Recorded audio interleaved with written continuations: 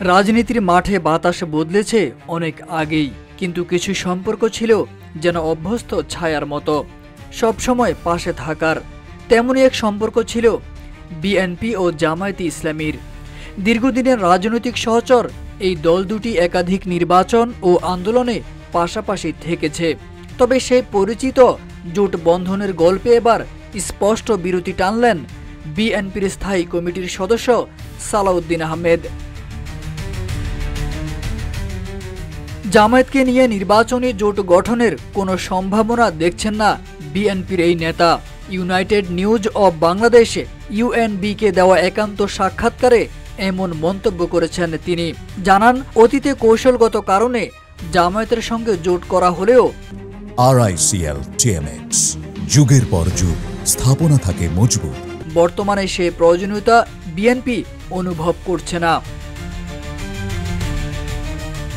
তবে এই সম্পর্কের অবসানে যে জোট রাজনীতির খাতা পুরোপুরি বন্ধ হয়ে যাচ্ছে না, সেই ইঙ্গিতও দিয়েছেন এই প্রবীণ নেতা।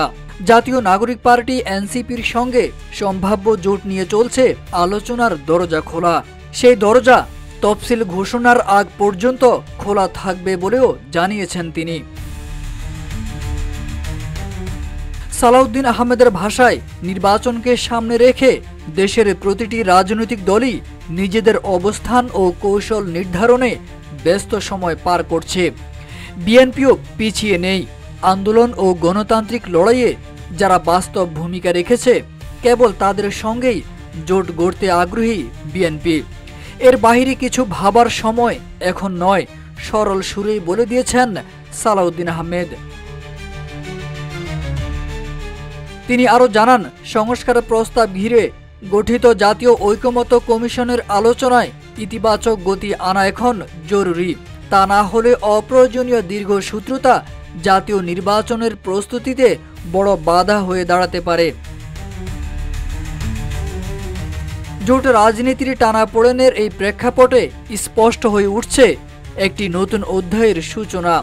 একদিকে পুরনো সঙ্গীর বিদায়, অন্যদিকে নতুন জোটের সম্ভাব্য রূপরেখা। বিএনপির রাজনীতি তাই নতুন করে নিজেদের পর্যালোচনার পথে, আর সেই পথে জামায়াত নেই, এটাই এখন বড় বার্তা।